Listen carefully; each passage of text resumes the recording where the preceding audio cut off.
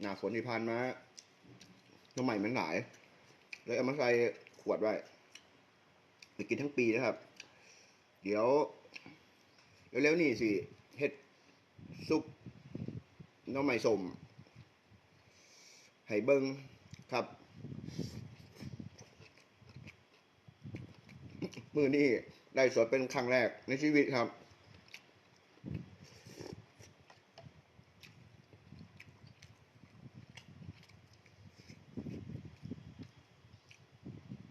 ติดขัดๆในเด้อครับ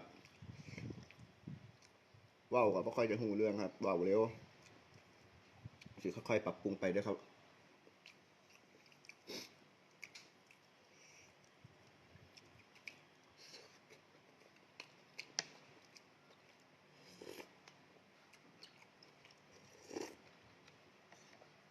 น้อง